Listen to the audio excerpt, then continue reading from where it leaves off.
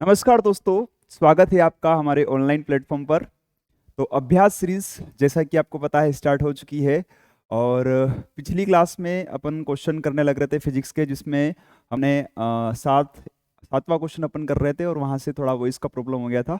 तो उससे आगे की जो क्लास है वो आज कंटिन्यू करेंगे। चलिए तो स्टार्ट करते हैं आज की क्लास। तो जो भी नए साथी हैं जिन्होंने अभी तक भी एप्लीकेशन को डाउनलोड नहीं किया है, सबसे पहले शिक्षा ऐप को डाउनलोड कर लीजिए। वहाँ पर आपको कोर्स के बारे में सारी जानकारी मिलेगी। हाँ जी, साथ ही आपको यहाँ पर एक कोर्स अवेलेबल है आपका पीएनएसटी का 2024 का पूरा कोर्स अवेलेबल है, जिसमें आपको chemistry, botany, zoology, physics, English यानी कि पूरा का पूरा कोर्स आपको यहाँ पर अवेलेबल है। और साथियों, अभी आपका दिवाली का ऑफर चल रहा है। 20 तारीख तक की आपका दिवाली का ऑफर है, जिसके तहत आपका जो संपूर्ण कोर्स जो कि 2000 का कोर्स है, उसकी जो प्राइस है ना, वो 999 रुपये है ना। ये 1199 हटा दी गई है अभी। अभी इसकी जो प्राइस है वो कितनी है? 999 रुपये। ठीक है, तो जल्दी कीजिए और इस ऑफर का लाभ उठाइए, क्योंकि जो आपका ऑफर है वो सीमित समय के लिए होता है। ठीक है, चलिए तो स्टार्ट करते हैं बिना किसी देरी के आज की क्लास। और आपको पता है इसमें क्या क्या मिलेगा आपको।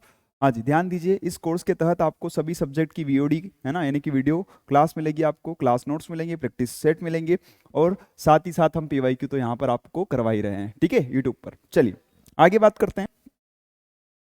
हाँ जी, दूसरी चीज आपको यहाँ पर शिक्षा ऐप जिन्होंने भी डाउनलोड नहीं किया है, सबसे पहले ऐप को डाउनलोड करें। व्हाट्सएप से जुड़ना चाहते हैं तो इस नंबर पर संपर्क करें। साथ ही आप टेलीग्राम चैनल से जुड़ना चाहते हैं तो ये आपका टेलीग्राम चैनल है, पीएनएसटी शिक्षा मेडिको पीवीएफटी। साथ ही आप अगर शिक्षा मेडिको इंस्टा अगर आप पेज फॉलो करते हैं तो यहाँ पर आप शिक्षा मेडिको के नाम से सर्च कर सकते हैं। शिक्षा मेडिको आप जानते ही हैं भाई, ये क्या है? हमारा यूट्यूब चैनल, जहाँ पर हम स्टडी करते हैं और साथ ही प्रैक्टिस सेशन भी आपके सामने आते रहते हैं। चलिए तो स्टार्ट करते हैं बिना किसी देरी के। कहाँ से हमने स्टार्ट किया था भाई, कहाँ पर छूटा था हमारा, वो देख लेते भाई। देखिए भाई, मैं यहाँ पर थोड़ा सा आपको बता देता हूँ। ये वाला सवाल था, अपन करने लग रहे थे, इसको वापिस से देख लेते हैं। ठीक है, चलिए देखिए यहाँ पर सवाल में क्या था कि तीन आवेश 2q और -q और -q, तो तीन चार्ज है हमारे पास। Three charges 2q -q and -q are located of the vertical of an equilateral triangle. यहाँ पर इक्विलेटरल ट्राइंगल की बात की है, और सभी लोग जानते हैं कि जब भी इक्विलेटरल ट्राइंगल की बात होती है तो इसका मतलब ये है कि यहाँ पर जो ट्राइंगल का एंगल जो आएगा है ना, ये एंगल बेटा, ये एंगल 60 डिग्री का होता है। कितने डिग्री का होगा? 60 डिग्री का एंगल। प्रत्येक एंगल कितने का होगा? 60 डिग्री का होगा। ठीक है, तो समबाहु त्रिभुज यानी कि इक्विलेटरल ट्राइंगल के शीर्ष पर स्थित है। मतलब हमने कहा था कि एक 2q आवेश यहाँ पर स्थित है, यहाँ पर -q आवेश स्थित है, और यहाँ पर भी -q आवेश स्थित है प्रश्न के अनुसार। ठीक है, तो सवाल में क्या पूछा? त्रिभुज के केंद्र पर, त्रिभुज के, ये जो त्रिभुज है, इस त्रिभुज के केंद्र पर हमें क्या बताना है? एक तो विभव के बारे में बताना है कि विभव और क्षेत्र यानी कि विद्युत क्षेत्र का जो मान है वो क्या होता है, ये आप लोगों को बताना था। ठीक है, तो देखिए यहाँ पर ध्यान से देखिए भाई। सबसे पहले हम यहाँ पर एक डायग्राम हमने बनाया। ठीक है, क्या डायग्राम है भाई? यहाँ पर ध्यान दीजिए, वही वाला डायग्राम जो भी मैंने यहाँ पे पिछली स्लाइड पे आपको समझाया है।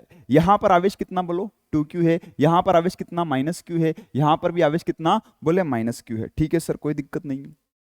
अब हमने कहा कि यहां से यहां तक की जो दूरी है, इस दूरी को हमने क्या बोला सर? इस दूरी को हमने डी नाम दे दिया, क्योंकि ये सेंटर पॉइंट है। कौन सा? हाँ जी, ये जो आपका त्रिभुज है, इस त्रिभुज में यहाँ पर 2q आवेश, यहाँ पर -q आवेश, यहाँ पर -q आवेश। तो यहाँ से यहाँ तक की जो दूरी, क्योंकि ये सेंटर पॉइंट है, तो यहाँ से यहाँ तक की दूरी d मानी, तो ये भी दूरी कितनी होगी बेटा? ये भी d होगी। और ये भी दूरी कितनी होगी बेटा? ये भी d होगी।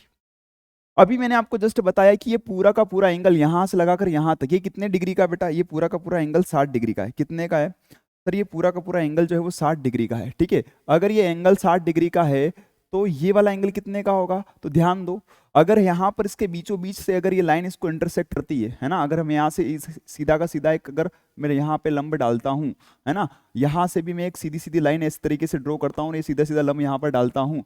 ठीक है, और यहाँ से भी अगर मैं एक स्ट्रेट लाइन खींचता हूँ और सीधा सीधा सा लंब यहाँ पर डालता हूँ, तो यहाँ पर ध्यान रखना कि ये जो लाइन बेटा खींची गई, ये लाइन, ये इसको दो बराबर पार्ट में बांटेगी, तो ये वाला जो एंगल है आपका, ये बनेगा आपका 30 डिग्री का। कितना बनेगा बेटा? ये बात समझ में आ रही है क्या सभी को? आज कौन सा एंगल? ये वाला एंगल जो बनेगा वो आपका 30 डिग्री का बनेगा। बोलो क्लियर है क्या? यहाँ तक बात सभी को क्लियर होगी? ठीक है, इतनी बात सभी को क्लियर है क्या? चलो, क्लियर दिख रहा है? आवाज क्लियर है? कोई दिक्कत? चलो कोई दिक्कत नहीं है, सभी को क्लियर आवाज आ रही ना? ठीक है, ओके, आगे बढ़ते हैं। यहां तक की कहानी हमें सारी क्लियर है सर, कोई दिक्कत नहीं। तो ये अगर 30 डिग्री का है तो ये वाला एंगल कितने का होगा सर? ये वाला एंगल 100% 90 डिग्री का होगा। बिल्कुल, यहाँ पर भी कितना लिखा हुआ है? 90 डिग्री लिखा हुआ है। हाँ सर, अगर ये 30 डिग्री का है और ये 90 डिग्री का है तो ये कितने का होगा बेटा? ये हो जाएगा 60 डिग्री का। हाँ सर, बिल्कुल कोई दिक्कत नहीं है। तो ये वाला एंगल 60 का, तो इधर भी वो का वही सिस्टम है ना? ये वाला 90, ये 30, तो ये कितने का होगा सर? ये भी 60 का ही होगा सर। बिल्कुल सर, कोई दिक्कत वाली बात नहीं है। तो यहां तक सारी पिक्चर क्लियर है, हमें कोई डाउट नहीं है, ठीक है। तो ये मैंने आपको पूरा का पूरा डायग्राम आपको समझा दिया कि डायग्राम में कौन सी चीज क्या है। अब आपको एक चीज समझ में अभी तक नहीं आई होगी कि ये जो लाइन खींची हुई है ये है क्या? कौन सी वाली लाइन? तो ये वाली लाइन, ठीक है। इस लाइन को आपने क्यों खींचा सर? तो वो मैं आपको अभी बता रहा हूं, ध्यान से सुनो। चलो, अब इस लाइन का मतलब क्या है अभी बताता हूं। सबसे पहले हम क्या करेंगे, इस ओ बिंदु पर, ये जो हमारा बिंदु था इसको हमने क्या नाम दिया था बेटा? ओ नाम दिया था। क्या दिया था? ओ। अब इसको हटा देते क्योंकि यहाँ पर बहुत सारी चीजें लाइनें खींच दी मैंने, तो थोड़ा सा मैं इसको इरेज भी कर देता हूँ, ठीक है, ओके। तो अब यहाँ पर थोड़ा सा आपको ओ दिखाई दे रहा होगा, या नहीं दिख रहा है तो मैं आपको और भी स्पष्ट दिखा देता हूँ, ठीक है। यहाँ पर लिख देता हूँ मैं ये ओ पॉइंट। तो ओ पॉइंट पर आपको क्या निकालना है? विभव का मान निकालना है। क्या निकालना? विभव का मान निकालना। तो ओ पॉइंट पर अगर विभव का मान निकालना है तो उसका फार्मूला क्या है सर? जनरल फार्मूला होता है विभव निकालने का, V बराबर के क्यू अपॉन आर। कहाँ कहाँ पर? तो ये मान लिया हमने कोई पॉइंट चार्ज है प्लस क्यू, इससे आर दूरी पर कोई बिंदु P है, तो इस P पर अपने को अगर विभव का मान निकालना है तो उसका फार्मूला आता है V बराबर के क्यू अपॉन आर, जहाँ के कांस्टेंट होता है, Q वो आवेश जहां से आप विभव का मान निकाल रहे हो, आर उस आवेश से दूरी, उस बिंदु P की दूरी जिसका अपन विभव का मान ज्ञात कर रहे हैं। तो यहां पर भी ध्यान दीजिए, यहां पर बिंदु कहां पर स्थित है? ये केंद्र पर। अगर मैं यहां पर बात करूं कि इस O बिंदु पर विभव किस किस वजह से आएगा, तो एक तो इस माइनस क्यू चार्ज की वजह से इस पर विभव आएगा, एक इस माइनस क्यू चार्ज की वजह से भी यहाँ पर विभव आएगा, और एक इस 2q चार्ज की वजह से भी इसके ऊपर विभव का मान आएगा। तो यानी कि इन तीनों बिंदुओं की वजह से जो ओवरऑल विभव का जो मान आएगा वो कितना आएगा? तो मैंने कहा कि कुल विभव का जो मान है VO वो कितना आ रहा है, तो कितना आएगा? तो सबसे पहले हम इसका विभव निकाल लेते हैं, माइनस क्यू की वजह से विभव। फिर हमने क्या किया, इस 2q की वजह से आने वाला विभव निकालना। फिर हम क्या करेंगे, फिर माइनस क्यू की वजह से आने वाला विभव का मान निकाल लेंगे। हाँ सर, तो इसका मान कैसे निकालेंगे सर? तो विभव में याद रखना कि विभव के अंदर हम जो भी राशि लेते हैं वो चिन्ह सहित लेते हैं। काय के सहित लेते हैं बताओ? चिन्ह के सहित। तो चिन्ह सहित यहाँ पर हम मान लेंगे। तो चूंकि यहाँ पर आवेश कितना है? माइनस क्यू आवेश है, तो के की जगह तो के ही रखा, लेकिन क्यू की जगह कितना लेंगे? Minus Q. तो यहाँ पर माइनस और यहाँ पे क्यू। और दूरी कितनी है? तो मैंने अभी बताया था, ये वाली दूरी कितनी मानी थी हमने सर? ये वाली दूरी डी मानी थी। तो यहाँ से यहाँ तक की दूरी कितनी हो जाएगी? डी हो जाएगी। बोलो बात क्लियर है क्या? हाँ सर, बात क्लियर है। तो यहां से यहां तक की जो दूरी थी बेटा वो कितनी हो गई? डी। तो यहां पे मैंने डी लिख दिया। बस सेम टू सेम काम यहां पर किया। विभव किसका निकाला? 2q का। तो 2q के लिए विभव का मान कितना आएगा सर? यहां से यहां तक की दूरी कितनी सर? दूरी तो वही कि भैया डी है ना? यहां से यहां तक की दूरी कितनी है? डी की। तो दूरी डी लिख दी। बाकी सारी चीजें ऐसी कैसी, के की जगह के, और आवेश कितना है? 2q है, तो 2 इंटू क्यू लिखा हुआ है। कोई दिक्कत? कोई दिक्कत नहीं सर। फिर यहां पर ये भी माइनस का सिंबल आएगा यहाँ पर। क्यों आएगा? प्लस माइनस माइनस हो जाएगा, क्योंकि यहाँ पर वापस माइनस के आवेश की बात हो रही है ना? तो माइनस के आवेश की बात हो रही है, तो के की जगह के ऐसा कैसा, और माइनस क्यू आवेश है तो ये प्लस क्या बन जाएगा? माइनस बन जाएगा। और यहाँ पर दूरी कितनी है? तो डी दूरी है। बस बात खत्म। तो यहाँ पर हमारे पास विभव का जो मान आया बेटा, यहाँ पर अगर आप ध्यान से देखें तो ये भी माइनस की टर्म है और ये भी आपके माइनस की टर्म है। तो दोनों माइनस की टर्म जुड़ जाएगी और क्या होगा भाई? ये माइनस और ये माइनस, तो 2kq अपॉन डी हो जाएगा माइनस का, और ये प्लस का आगे था ही था, तो इसमें से ये जाएगा तो क्या बचेगा? 0। तो इसका मतलब यहां से हमें ये पल्ले पड़ रहा है, ये समझ में आ रहा है कि यहां पर केंद्र पर जो विभव का मान होता है बेटा वो क्या होता है? शून्य होता है। होता है कि नहीं होता है? हाँ सर। तो विभव का मान शून्य होता है, इतना हमें यहां से पता चल चुका है। ठीक है, इतनी बात समझ में आ रही है? हाँ सर आ रही, कोई दिक्कत वाली बात नहीं है। अब देखो, अगर यहाँ पर विभव का मान शून्य है तो ऐसे दो ऑप्शन हटा दिए थे हमने। कौन कौन सा ऑप्शन? Option A. तो यहाँ पर तो विभव का मान शून्य आ रहा है कि देखो इसने बोला है अशून्य, तो इसका मतलब ये ऑप्शन तो कभी भी नहीं हो सकता, इसलिए हमेशा गलत होगा। ठीक है।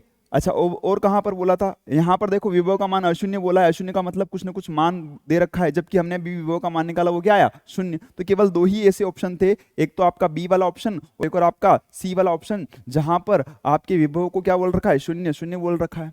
अब अपने को आगे और देखना पड़ेगा, क्योंकि अपने को विद्युत क्षेत्र के बारे में भी बताना है। क्या विद्युत क्षेत्र का मान भी शून्य है या अशून्य है? तो ये कैसे बताएंगे? अब विद्युत क्षेत्र के बारे में हम बात कर लेते हैं। चलो देखो, हाँ जी, तो ये वाला जो डायग्राम है इसमें हमने क्या समझा, विभव का जो मान है वो क्या है, शून्य है। ठीक है, बात है क्लियर है? यहाँ तक की बात क्लियर है सभी को? बोलो हाँ। हाँ सर क्लियर है। चलिए अब थोड़ी सी आगे हम बात करते हैं। ठीक है, अगली बात क्या करते हैं बेटा, अब हमें निकालना है क्या है, अब हमें विद्युत क्षेत्र निकालना है। क्या निकालना है बेटा? विद्युत क्षेत्र। हाँ जी, अभी हमने क्या निकाला था पिछले पेज पर, तो यहाँ पर हमने निकाला था विभव। क्या निकाला था बेटा? विभव। तो यहाँ पर विभव पता चल गया है, अब हमें विद्युत क्षेत्र निकालना है। तो विद्युत क्षेत्र निकालने के लिए डायग्राम वो का वही, जो सारी वही की वही चीजें लिखी हुई है। ठीक है, हाँ जी। अब मैं केवल आपको ये समझा देता हूँ कि यहाँ पर जो ब्लू कलर में लिखा हुआ है वो क्या लिखा हुआ था, उसको मैं आपको समझा दूंगा। अब मुझे एक बात बताओ पहले तो, यहाँ पर मैंने कहा कि एक प्लस क्यू आवेश रखा हुआ है। ठीक है, ध्यान से सुनना और समझना। यहाँ पर प्लस क्यू आवेश रखा हुआ है, इससे कितनी दूरी पर, आर दूरी पर अगर कोई बिंदु है ना, उस पर हमें विद्युत क्षेत्र की क्या निकालनी है, तीव्रता निकालनी है ना। तो अगर प्लस का आवेश है तो आपको ये बात पता होगी, है ना, प्लस क्यू आवेश है तो विद्युत क्षेत्र की जो दिशा है वो उससे दूर जाते हुए आती है, ये भी आप लोगों को पता है। अगर प्लस का आवेश है तो विद्युत क्षेत्र की तीव्रता दूर जाते हुए, और अगर यहाँ पर आवेश काय का हो, अगर माइनस का हो, काय का हो बेटा, माइनस का, अगर आवेश माइनस का हो तो विद्युत क्षेत्र की दिशा उसकी तरफ आते हुए आती है, जहां पर चार्ज रखा हुआ है उस दिशा में आते हुए विद्युत क्षेत्र की तीव्रता की दिशा आती है। ये बात सभी को क्लियर है क्या? हाँ सर। तो अगर मैं आपसे कहूं कि मान लिया मेरे पास एक प्लस क्यू का चार्ज है, इससे आर दूरी पर कोई बिंदु पी है, तो उस पर विद्युत क्षेत्र की तीव्रता का मान कितना होगा? तो आप सब कहेंगे सर फार्मूला, जनरल फार्मूला है ना, ये सामान्य फार्मूला है। क्या है? ई बराबर के क्यू अपॉन बटे में क्या आ जाएगा बेटा, आर स्क्वायर। देखो विभव में और इसमें थोड़ा सा ही फर्क है, यहाँ पर के क्यू अपॉन आर स्क्वायर आ रहा है, पिछली स्लाइड में देखेंगे तो यहाँ पर क्या आ रहा था, के क्यू अपॉन आर आ रहा था। ठीक है सर, कोई दिक्कत नहीं। अब देखिए, तो ये तो हमें पता चल गया कि ये सामान्य क्या है भैया, काय का फार्मूला है, विद्युत क्षेत्र का फार्मूला है। अब हमें कुल विद्युत क्षेत्र का मान निकालना है। अब ध्यान से देखना, अब मैं अगर आपसे कहूं कि ये माइनस क्यू चार्ज है कि प्लस क्यू चार्ज है, आप कहेंगे सर माइनस क्यू चार्ज है। क्या है ये? माइनस का क्यू चार्ज है। अगर मैं आपसे पूछूं कि भाई यहां पर विद्युत क्षेत्र की दिशा बताइए, क्या बताना बेटा? दिशा बताना है। तो दिशा बताने के लिए हमें क्या करना पड़ेगा? अभी मैंने बताया प्लस की वजह से दूर जाते हुए दिशा आती है, और माइनस चार्ज की वजह से पास आते हुए, है ना, जिधर चार्ज है उसकी तरफ आते हुए विद्युत क्षेत्र का दिशा आता है। ठीक है, तो यहां पर ध्यान दीजिए, तो यहाँ पे माइनस क्यू चार्ज है, तो यहाँ पर विद्युत क्षेत्र की दिशा किधर आएगी? जिधर आपका चार्ज रखा हुआ है, जिधर आपका चार्ज रखा हुआ है उस दिशा में विद्युत क्षेत्र की दिशा आएगी। तो यहाँ पर जो विद्युत क्षेत्र की दिशा है, इसको मैंने क्या बोल दिया, ये विद्युत क्षेत्र को ई से दर्शाते हैं, और ये किसकी दिशा है, इस माइनस क्यू की है, तो यहाँ पर मैंने माइनस क्यू लिख दिया। बोलो हाँ या ना, समझ में आ रहा है? हाँ सर। मैं जहां पर लिख रहा हूं, जहां पर मैं बोल रहा हूं, वहां पर पूरा ध्यान दीजिए, आपको पूरी चीज समझ में आएगी। ठीक है, इसी तरीके से अगर मैं इस माइनस क्यू चार्ज की वजह से बात करूं तो इसके लिए भी वही होगा, क्योंकि ये भी काय का चार्ज है, माइनस का है, ये भी माइनस का चार्ज है, तो इसके ऊपर भी जो आपका दिशा आएगी वो किधर आएगी सर, इधर की तरफ आएगी, है ना। माइनस क्यू चार्ज है तो इसके पास आते हुए फील्ड की डायरेक्शन आएगी। ठीक है सर, तो यहां पर भी इसके लिए मैंने विद्युत क्षेत्र की दिशा को क्या लिख दिया, ई माइनस क्यू लिख दिया। बोलो इतनी बात समझ में आ रही है? हाँ सर। अच्छा, ये बात हम समझ चुके हैं कि यहाँ पर ये कितने डिग्री का एंगल आएगा सर, ये भी 60 है तो ये भी कितना आएगा, 60 ही आएगा, दोनों 60 डिग्री के एंगल थे, इतनी बात हमने समझ ली थी। बोलो समझ में आ गया? हाँ सर। अब यहाँ पर देखिए भाई साहब, ये जो चार्ज है प्लस का चार्ज है, और प्लस के चार्ज की वजह से मैंने बताया कि जो फील्ड आती है वो इससे दूर जाते हुए आती है, तो यहाँ पर जो फील्ड का जो मान आएगा यहाँ से दूर जाते हुए कहाँ पर आएगा, नीचे की तरफ आएगा कि नहीं आएगा? बोलो हाँ या ना। हाँ सर। तो नीचे की तरफ फील्ड का जो मान आया, इसको मैंने क्या बोल दिया, इसको मैंने बोल दिया ई, और प्लस का चार्ज इसलिए प्लस 2q लिख दिया मैंने। कोई दिक्कत है क्या यहाँ पर? कोई दिक्कत नहीं सर। ठीक है, तो यहाँ पर हमारे पास जो चार्ज का जो मान है बेटा, है ना, इलेक्ट्रिक फील्ड का जो मान है उसको मैंने क्या मान लिया, ई प्लस 2q मान लिया, कोई दिक्कत ही नहीं है यहाँ पर। ठीक है सर। अब आप यहाँ पर ये सोच रहे होंगे सर ये क्या चीज लिखी हुई है, कुछ समझ में नहीं आ रहा है, 2e cos थीटा। तो अब मैं आपको थोड़ा सा ब्रीफ में यहाँ पर समझाता हूँ, ध्यान से देखिए। इस पेज पर मैं आपको सारी चीजें बताता हूँ। यहाँ पर अभी जस्ट आपने देखा कि एक तो विद्युत क्षेत्र की दिशा आ रही है इधर, इधर किसकी वजह से आ रही है, इधर आ रही है प्लस 2q की वजह से। विद्युत क्षेत्र की दिशा इधर आ रही है किसकी वजह से, प्लस 2q की वजह से। और एक विद्युत क्षेत्र की दिशा आ रही है इधर, ये किसकी वजह से आ रही है, तो ये आ रही है माइनस क्यू चार्ज की वजह से। हाँ सर बिल्कुल। और एक आ रही है इस दिशा में, इधर भी आपकी विद्युत क्षेत्र की दिशा आ रही है, लेकिन ये भी किसकी वजह से, माइनस क्यू चार्ज की वजह से। यहाँ पर देख लीजिए ये सारी चीजें वो की वही लिखी हुई है ये, ठीक है। अब ध्यान से देखो, अब यहाँ पर जो एंगल बन रहा है वो कितना बन रहा है, 60 डिग्री बन रहा है, और यहाँ पर जो एंगल बन रहा है वो कितना बन रहा है, 60 डिग्री बन रहा है कि नहीं बन रहा है? हाँ सर बन रहा है। तो आप लोगों को घटक करना आते होंगे, कंपोनेंट करना आते कि नहीं आते? कंपोनेंट, घटक जिनको अपन बोलते हैं, हाँ सर घटक करना हमने सीख रखे हैं। मुझे एक बात बताओ कि हमें कुल नेट फील्ड का मान निकालना है, कुल विद्युत क्षेत्र का मान निकालना है। क्या निकालना बेटा? कुल विद्युत क्षेत्र का मान। तो कुल विद्युत क्षेत्र अगर मुझे निकालना है तो कुल विद्युत क्षेत्र आएगा कैसे? ध्यान से देखो बोर्ड पर, कुल विद्युत क्षेत्र निकालने के लिए मुझे क्या करना पड़ेगा? यहां पर देखो, एक तो ये वाला एंगल यहां पर बन रहा है 60 डिग्री, ये भी बन रहा है 60 डिग्री। तो मैं क्या करता हूं कि इस फील्ड के कंपोनेंट कर लेता हूं, घटक। तो इस E माइनस क्यू का एक घटक, हाँ जी, इस दिशा में क्या आएगा बताओ? जिधर आपका कोस, जिधर आपका थीटा पता होता है, यहाँ पे 60 डिग्री का एंगल है ना, तो इधर का घटक क्या आएगा सर? इधर का एक घटक आएगा E minus Q cos theta. हाँ जी, कोस थीटा कितना है यहाँ पे? 60 डिग्री, तो कोस 60 डिग्री। ये आपने चीज पढ़ी होगी, अगर आपने अच्छे से पढ़ रखा है तो आपको पता होगा कि घटक कैसे करते हैं, ठीक है। हाँ जी, अब चूंकि यहाँ पर अपन पेपर सॉल्व कर रहे हैं तो अब ये अगर आप सोच रहे हो कि यहाँ पे भी मैं डिटेल में बताऊं तो बहुत लंबा ये सेशन हो जाएगा, ठीक है। चलिए, इसलिए मैं आपको थोड़ा सा ब्रीफ में यहाँ पे बताते चलता हूँ। देखो यहाँ पर मैंने कहा कि कोस का एक कंपोनेंट इधर आ जाएगा, है ना, और दूसरा कंपोनेंट E माइनस क्यू का एक कंपोनेंट कोस के साथ आएगा, और दूसरा कंपोनेंट साइन के साथ आ जाएगा। E माइनस क्यू इधर आ जाएगा साइन 60 डिग्री। बोलो हाँ या ना? ठीक है सर, ये आ गया समझ में। अच्छा, इसी तरीके से इस वाले का, है ना, इसका कंपोनेंट में करता हूं तो इधर वाला एंगल क्या है यहाँ पे? 60 डिग्री है, तो इधर इसका एक और कंपोनेंट आएगा क्या? हाँ सर आएगा, तो इसके साथ जुड़ जाएगा। भाई ये सारे एक ही डायरेक्शन में आ रहे हैं ना, तो जोड़ देंगे, है ना। चलो, तो यहां पर देख लें तो इधर कितना आएगा? तो इधर E माइनस क्यू, अब इसका एक कंपोनेंट नीचे वाले डायरेक्शन में कितना आएगा? तो नीचे वाले डायरेक्शन में आ जाएगा कोस 60 डिग्री, है ना, क्योंकि जिधर का थीटा पता होता है उधर का कंपोनेंट क्या आता है? 60 डिग्री। हाँ जी, तो इधर का कंपोनेंट क्या आएगा सर? इधर का कंपोनेंट साइन के साथ आएगा, तो इसका साइन के साथ क्या आएगा? E minus Q sine 60 degree. अब ध्यान से देखो, इधर की फील्ड और इधर की फील्ड दोनों अपोजिट डायरेक्शन में, तो ये एक दूसरे को क्या करेगी? कैंसिल आउट कर देगी। एक दूसरे के विपरीत है तो ये एक दूसरे को खत्म कर देगी, कैंसिल आउट कर देगी। अब यहां पर जो नेट फील्ड बची बेटा, वो नेट फील्ड कौन सी बची? नेट फील्ड इसी डायरेक्शन में बची, क्योंकि इसके भी घटक कर दिए ना अपन, घटक कर दिए मतलब इन दोनों का काम खत्म हो गया। इसका एक घटक इधर है, इसका एक घटक इधर है, दोनों एक दूसरे को कैंसिल कर देंगे। अरे दोनों एक दूसरे को कैंसिल कर देंगे। अब बचा क्या सर? नीचे वाले कंपोनेंट कौन कौन से? ये वाला एक कंपोनेंट ये है और दूसरा कंपोनेंट ये है, इन दोनों कंपोनेंट को क्या करेंगे? जोड़ देंगे। तो बस यही काम यहाँ पे किया है, एक तो ये वाला कंपोनेंट प्लस ये वाला कंपोनेंट, दोनों को क्या करेंगे? जोड़ देंगे। तो जोड़ देते हैं, चलो। अच्छा, यहां पर आप एक और देख पा रहे होंगे कि यहां पर एक और फील्ड पहले से ही है। कौन सी? एक और फील्ड का जो मान है, विद्युत क्षेत्र का मान पहले से ही है, E2Q। तो यहां पर टोटल अगर मैंने कुल विद्युत क्षेत्र में निकालना है तो सबको जोड़ देंगे। तो कुल विद्युत क्षेत्र निकालने के क्या करेंगे सर? E नेट, है ना, E नेट, नेट फील्ड का मान अगर अपने को निकालना है तो E नेट लिख दिया मैंने, यहां पर सबको जोड़ देंगे। तो देखो यहां पर E प्लस 2Q प्लस, अच्छा ये E cos 60 डिग्री और ये भी cos 60 डिग्री, दोनों सेम ही है, तो दोनों को एक साथ जोड़ के लिख देते हैं, है ना। तो ये कितना हो गया? प्लस 2E माइनस क्यू, ये हो जाएगा cos 60 डिग्री। बोलो इतनी बात समझ में आ रही? हाँ सर, बात समझ में आ रही है। और अभी जस्ट मैंने आपको बताया है कि अगर एक बिंदु आवेश है ना, एक बिंदु आवेश है प्लस का, तो उससे r दूरी पर अगर कोई बिंदु P है तो उस पर अगर मुझे फील्ड का मान निकालना है तो फील्ड का फार्मूला क्या होता है? K Q upon R square होता है कि नहीं होता है? हाँ सर। तो यहां से मुझे बताओ कि यहाँ पर कितना आवेश है? हाँ जी, डायग्राम कहाँ गया भाई? ये रहा डायग्राम। यहाँ पर कितना आवेश है? 2Q आवेश। तो 2Q आवेश की वजह से फील्ड का मान कितना आ जाएगा? देखो यहाँ पे निकाल भी रखा मैंने, यहाँ पे ध्यान दीजिए, 2Q आवेश की वजह से फील्ड का मान मैंने निकाल भी रखा है। तो E2Q बराबर कितना आएगा? K और आवेश कितना है? 2Q, तो 2Q और अपॉन में D है तो D का स्क्वायर है।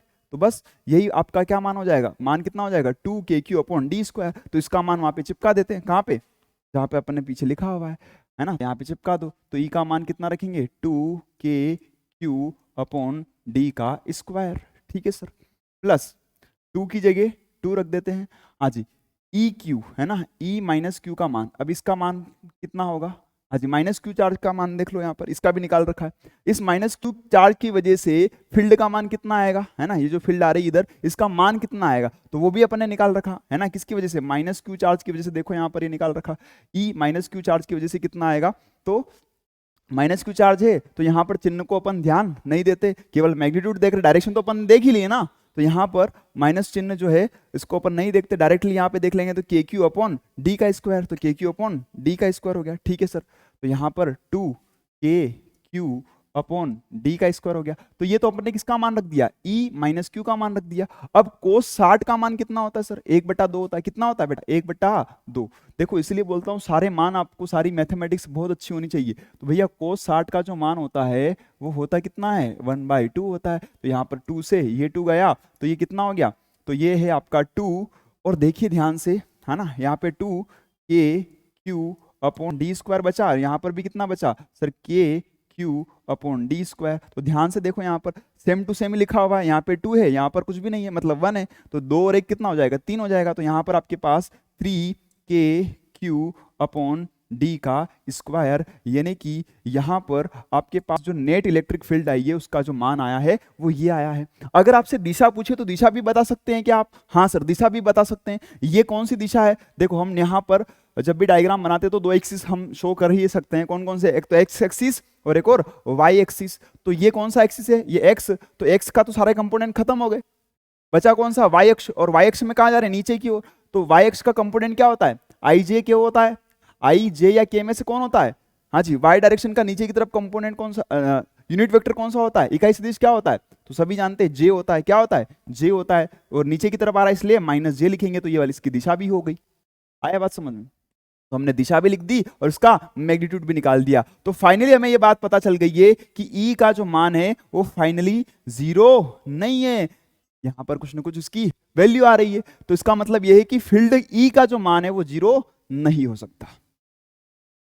हाँ जी, तो यहां पर अगर हमें ये ऑप्शन, हाँ जी यहां पर ये ऑप्शन अच्छे दे रखे हैं भैया, केवल यही पूछा है हमसे, है ना, क्या पूछा है, केवल यही पूछा है कि शून्य है या नहीं है। तो अब देखिए भाई, हमने अभी निकाला भाई विद्युत क्षेत्र का जो मान है वो तो कुछ ना कुछ आ रहा है, अशून्य नहीं है, मतलब ये सही बात है। और साथ ही साथ इस पर विभव का जो मान है वो क्या आ रहा है, शून्य आ रहा है। भाई दोनों बातें निकाल लेना भाई, विभव का मान कितना है, शून्य है, और फील्ड का मान कितना है, ये देखो यहाँ पे निकाल रखा, ये ई का मान कितना है, 0 नहीं है, बस तो बस आपका आंसर हो गया फटा। ठीक है, तो ये आपका राइट आंसर बना, जो क्षेत्र है वो अशून्य है पर विभव शून्य नहीं है। बोलो क्लियर है क्या आप, हाँ जी, उम्मीद करता हूं आप लोगों को ये समझ में आ गया होगा। अब अगले सवाल की तरफ बढ़ते हैं और नेक्स्ट क्वेश्चन को पढ़ते हैं। चलिए, तो अगला सवाल ये रहा आपकी स्क्रीन पर। अच्छा, इसको भी अपन ने किया था या नहीं किया था, चलो वापिस से मैं पूरी चीज समझा देता हूं आपको, ठीक है। हाँ शायद इसको, हाँ यहीं से आपका कट हो गया था ना वीडियो। चलिए देखिए, यहाँ पर देखिए, ये वाला सवाल देखते हैं, क्वेश्चन नंबर 8। क्वेश्चन नंबर 8 को ध्यान से देखो दोस्तों। चलिए, एक तार का प्रतिरोध कितना है बेटा, आर दे रखा है, कितना दे रखा है, आर। मैं पेन चेंज कर लेता हूं क्योंकि ये कलर यहाँ पर यूज किया हुआ है तो थोड़ा सा आपको दिखने में दिक्कत हो सकती है। तो एक तार का प्रतिरोध कितना दे रखा है, आर दे रखा है। यदि तार की लंबाई को खींचकर 2 गुना कर दिया जाए तो नया प्रतिरोध क्या होगा। बेटा ध्यान से देखो सवाल को, है ना, इस सवाल को मैं यहाँ पर नेक्स्ट पेज पे करता हूँ। हमने कहा कि मान लिया हमारे पास एक वायर है, क्या है, एक तार है ना, जानते हो ये तार है, एक ये तार है। तो ये तार है भाई साहब, यहां पर एल लंबाई का मैंने तार मान लिया, कितनी लंबाई का, एल लंबाई का तार है हमारे पास। इसका जो क्रॉस सेक्शन जो एरिया है उस एरिया को मैंने मान लिया A1, ठीक है, इसका एरिया कितना है, A1 है। और इस तार का जो प्रतिरोध है वो कितना मैंने मान लिया, मैंने R मान लिया। ऐसा सवाल में कहा है कि इसका प्रतिरोध पहले कितना था, R था। तो अगर इसमें प्रतिरोध का जो फार्मूला है वो अगर मैं लिखना चाहूं तो फार्मूला क्या होगा, rho into L upon area formula. तो इसका एरिया कितना है, A1 है, तो इसका फार्मूला ये बन जाएगा। अगर इसके मैं प्रतिरोध का सूत्र लिखना चाहूं तो इसके प्रतिरोध का सूत्र क्या होगा सर, ये होगा। इतनी बात क्लियर है सभी को, हाँ सर। अब सवाल में ये कहा गया कि इस वायर को, इस तार को खींचकर, है ना, सवाल के शब्दों को पढ़िए, है ना, इस वायर को आप स्ट्रेच कीजिए, है ना, स्ट्रेचिंग मतलब खींचना। यदि तार की लंबाई को खींचकर 2 गुना कर दिया जाए तो नया प्रतिरोध क्या होगा, यही आपसे पूछा है। हाँ सर यही पूछा है, तो देख लीजिए। तो ये आपका कौन सा प्रतिरोध का मान है, ये जब खींचा नहीं है अपने ने तार को जब हमने खींचा नहीं है तब। अब अगर मैं इस तार को खींच कर, है ना, अब प्रश्नानुसार, क्या बात कर रहे हैं भैया अपन, प्रश्नानुसार, ठीक है, प्रश्नानुसार, प्रश्न के अनुसार हम चले तो भाई इसी वायर को अगर हमने खींच लिया, लो भाई खींच दिया हमने, बताओ कितना खींचे, इतना खींच दिया, बोलो हमने, ठीक है। इतना खींचने के बाद अब चूंकि इसका एरिया तो कम होगा ना, पहले एरिया ज्यादा था, अब एरिया क्या हो जाएगा, कम हो जाएगा। तो यहां पर एरिया मान लिया मैंने A2, अब एरिया कम हो गया और लंबाई क्या हो जाएगी भाई, इसको अगर स्ट्रेच करेंगे खींचेंगे तो इसकी लेंथ तो बढ़ेगी ना। तो यहां पर लंबाई कितनी हो गई, मान लिया मैंने L लंबाई होगी, तार की लंबाई कितनी हो गई, L हो गई। तो क्या करें सर, अगर L लंबाई हो गई तो क्या करें, अब कुछ नहीं करना है, सवाल को सोल्व करते हैं। देखो इधर इसका प्रतिरोध कितना मान लेते हैं, इसका प्रतिरोध मान लेते हैं R डैश, कितना मान लेते हैं, R डैश। तो यहां से हमें यही पूछा है कि पहले अगर प्रतिरोध R था तो अब R डैश का मान कितना होगा, ये भाई साहब अपने को निकालना है। R डैश का मान क्या करना है, निकालना है। अब R डैश का मान कैसे आएगा, ध्यान से सुनो।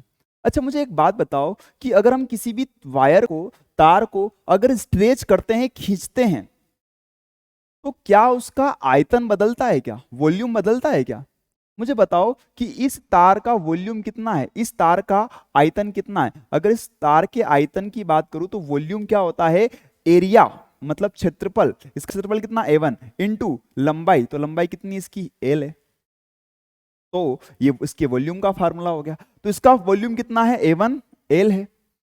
और अच्छा यहाँ पे लंबाई कितनी हो गई, इस तार को कितना स्ट्रेच किया अपन ने, 2 गुना कर दिया, इसकी लंबाई कितनी कर दी, 2 गुना कर दी है ना, तो 2 गुना स्ट्रेच कर दिया तो इसकी लंबाई कितनी हो जाएगी, 2L हो जाएगी, ठीक है सर। हाँ जी, तो अगर मैं इसके आयतन की बात करूं तो इसका आयतन कितना होगा सर, इसका आयतन हो जाएगा V बराबर, एरिया कितना बोलो A2, और इसका लंबाई कितना है सर 2L। तो ध्यान दीजिएगा कि कभी भी अगर हम इस तरीके से किसी भी वायर को अगर स्ट्रेच करते हैं, खींचते हैं, तो उसके वॉल्यूम में चेंज नहीं आता है। क्यों नहीं आता है, क्योंकि यहां पर एरिया पहले ज्यादा था, यहां पर एरिया कम हो गया। यहां पर एरिया अगर ज्यादा था तो लंबाई क्या थी बताओ, कम थी। यहां पर एरिया कम हो गया तो लंबाई क्या हो गई, ज्यादा हो गई, मतलब दोनों आपस में बैलेंस हो गए। वापिस इसको सोल्व करेंगे तो वॉल्यूम दोनों का सेम आएगा। और अगर बेटा वॉल्यूम अगर आपका सेम है तो दोनों को क्या कर दें, बराबर रख दे क्या, अरे इसको और इसको आपस में क्या करते हैं, बराबर रख देते हैं। चलो देखते हैं, बराबर रख के देख लेते हैं भाई। तो देखो बराबर रखने पर क्या रिजल्ट आता है, देखते हैं। तो इसको बोलते हैं समीकरण नंबर 1, इसको बोलते थे समीकरण नंबर 2, दोनों समीकरण को बराबर करने पर, ठीक है। तो बराबर कर लो भाई, है ना। तो A1L बराबर, उधर क्या दिख रहा है बताओ, A2 2L। तो यहां पर अगर हम इसको रिलेशन को फाइंड करें तो यहां से L से ये वाला L तो कट ही जाएगा, कट जाएगा। हाँ जी, तो यहां से अगर मैं A2 का मान निकालू, काई का मान निकालता बेटा, A2 का, तो A2 का मान कितना आएगा सर, यहां पर बचा है A1 और इसमें भाग लगाएंगे तो कितना आ जाएगा, ये आ जाएगा। तो बेटा यहां से हमें क्या मिला, यहां से इन दोनों को बराबर रखने पर हमें ये मिल गया है कि जो बाद वाला जो तार है इसका जो एरिया है वो कितना हो गया, आधा हो गया। कब, जब हमने इस वाले वायर को, वायर की जो लंबाई है वो 2 गुना कर दी, तब एरिया कितना हो गया, हाफ हो गया। अच्छा ठीक है सर, तो क्या करें, आर का मान निकालते हैं सर। तो आर डैश का मान निकाल लेते, तो आर डैश का मान निकालते चलो। आर डैश का फार्मूला क्या है भाई, आर का फार्मूला क्या है, रो। तो रो, अच्छा रो में चेंज नहीं आएगा, रो क्या होता है ना, रो क्या होता है, प्रतिरोधकता, है ना। तो इस तार की जो प्रतिरोधकता है वो चेंज नहीं होगी, क्योंकि वायर वही है, तार जो है वही है, पर इसकी प्रतिरोधकता को चेंज नहीं किया है, इसलिए रो का मान चेंज नहीं होता है। रो का पता होना चाहिए क्या होता है, ये प्रतिरोधकता, क्या होता है, प्रतिरोधकता, ये चेंज नहीं होगी, क्योंकि हम सेम मटेरियल से ही वायर को बनाया है, वही वायर यहां पर है, ठीक है। तो रो का मान तो वही रहेगा। लंबाई कितनी हो गई सर, लंबाई इसकी हो गई सर 2L, यहां पर L थी तो यहां पर कितनी हो गई सर, 2L हो गई, ठीक है सर। अच्छा एरिया कितना है, A1 से A2 हो गया, और इस A2 का मान अपन निकाल चुके हैं, कितना है, A1/2। तो इस A2 का मान यहाँ पे चिपका दो, तो R डैश बराबर रो 2L अपॉन A2 का मान कितना है, A1, और ये बटे में 2 है ना, हाँ जी ये बटे में 2 है ना, ये कहाँ चल जाएगा, उलट गुण के ऊपर आज उलट गुणित के ऊपर चला गया, कितना हो गया, तो आर डैश बराबर ये 2 दूना हो जाएगा 4 और ये रो एल अपॉन A1। अब जरा ध्यान से देखो कि ये जो मान यहां पर दिखाई दे रहा है ये क्या है बेटा, ये आर का मान है। किसका मान है, आर का मान है। तो आर डैश बराबर 4R, यानी कि जो प्रतिरोध पहले आर था वो आर प्रतिरोध अब कितना बन गया, 4R के बराबर। तो बेटा राइट आंसर क्या बनेगा बताओ जरा मुझे। तो सर यहां से हमारा राइट आंसर बनेगा 4R। बोलो क्लियर, समझ में आ रहा है, यहां तक बात क्लियर है सभी को। हाँ जी, उम्मीद करता हूं यहां तक की सारी कहानी आपको क्लियर होगी। चलिए आगे बढ़ते हैं अब नेक्स्ट क्वेश्चन की ओर। हाँ जी, नेक्स्ट क्वेश्चन अब आप लोग सोल्व करेंगे। नेक्स्ट क्वेश्चन ये रहा आपका, ठीक है, क्वेश्चन नंबर 9 क्या है बताओ। एक 220 के एसी जनरेटर का आंतरिक प्रतिरोध, बेटा आंतरिक प्रतिरोध का मतलब क्या होता है, इंटरनल रेजिस्टेंस की बात की है ना। आंतरिक प्रतिरोध होता है, एक बाह्य प्रतिरोध होता है। आंतरिक प्रतिरोध को स्मॉल आर से रिप्रेजेंट करते हैं और बाह्य प्रतिरोध को कैपिटल आर से रिप्रेजेंट करते हैं, ठीक है। तो 220 के एसी जनरेटर का आंतरिक प्रतिरोध 10 ओम दिया हुआ है और बाह्य प्रतिरोध है ना, यहां पर क्या है बेटा, बाह्य प्रतिरोध। तो बाह्य प्रतिरोध कितना दिया है, 100। तो बाह्य सर्किट में उत्पन्न होने वाली पावर, शक्ति का मान क्या होगा, ये आपसे पूछा है। बताओ भाई, जल्दी से बनाओ भाई फटाफट, इतने में थोड़ा पानी पी लेता हूं।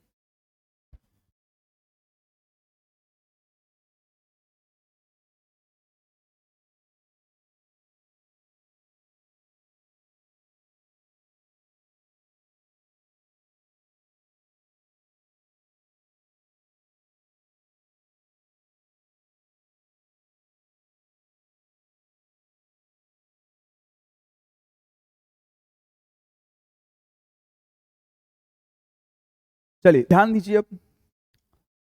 तो सबसे पहले अगर हम यहाँ पर बात करें कि हमारे पास एक 220 एसी जनरेटर का आंतरिक प्रतिरोध, देखो यहाँ पर 220 क्या है बताओ सर, ये हमारे पास विभव का मान दे रखा, सारी चीजें लिख लेते भाई।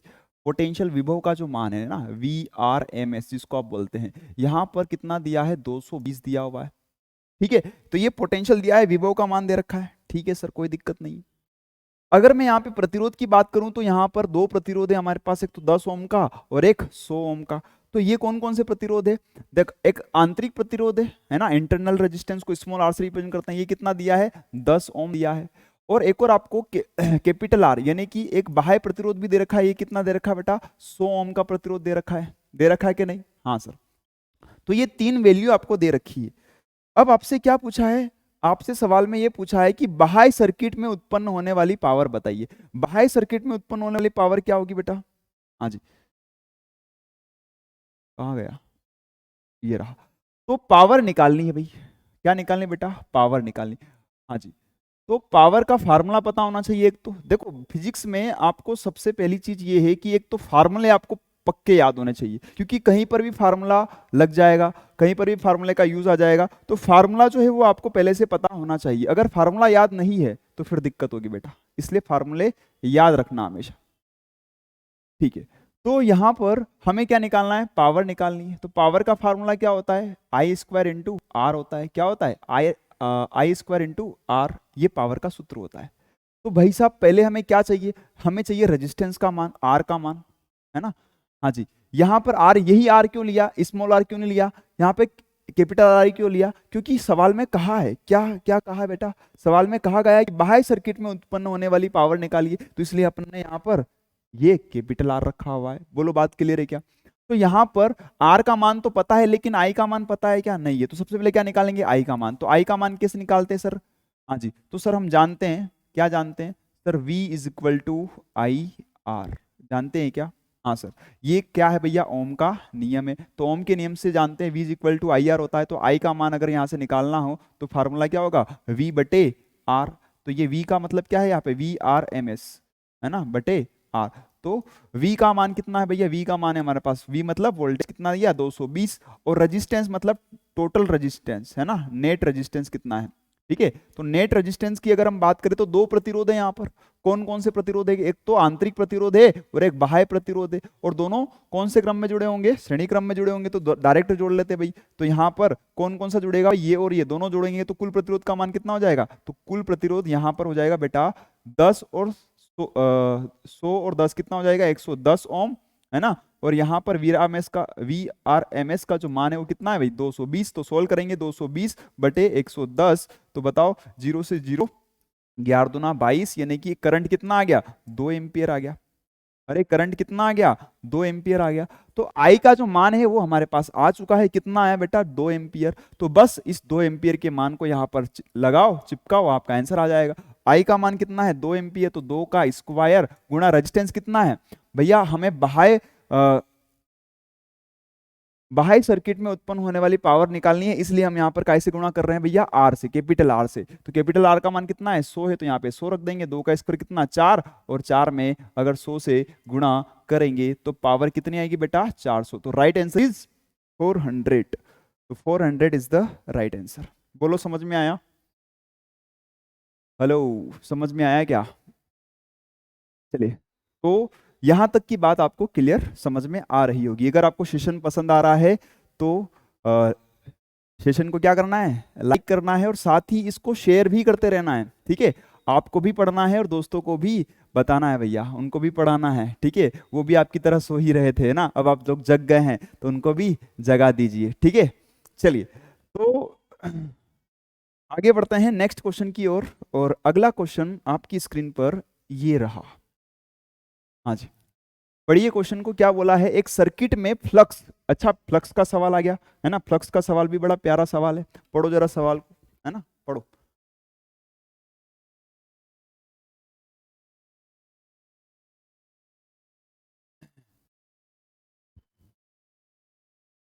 चलिए, आवाज आवाज क्लियर है भाई? Voice okay. चल स्टार्ट करते हैं भाई क्वेश्चन को। एक सर्किट में फ्लक्स, फ्लक्स को फाइव से रिप्रेजेंट करते सभी जानते हैं। इक्वेशन दे रखा है t³ + 3t - 7 से दिया जाता है ना। इंग्लिश में भी पढ़ देता हूँ ना, इंग्लिश वाला कहेंगे सर हिंदी हिंदी में पढ़ा रहे। The flux linked with a circuit is given by 5 is equation दे रखा है। The graph between the time x axis and EMF y axis. तो आपको ग्राफ बताना है किसके बीच में? टाइम वर्सेस EMF, है ना। टाइम और ई के बीच का ग्राफ बताना है। What is time? टाइम मतलब समय एक्स एक्सिस के साथ, और प्रेरित विद्युत वाहक बल, है ना, जिसको आप EMF कहते हैं संक्षेप में, सीधे शब्दों में। तो ये आपका एक्स अक्ष होगा, वाई अक्ष होगा, है ना। यहाँ पर वाई अक्ष लिख लिया।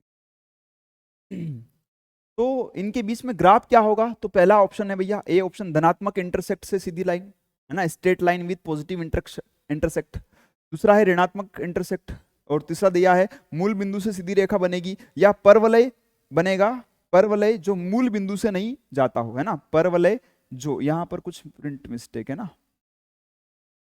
ना, परवलय जो मूल बिंदु से नहीं जाता हो, ऐसा। अब चलो इस सवाल को देखते हैं कैसे करें अपन। तो भाई फ्लक्स का फार्मूला हमने पता है।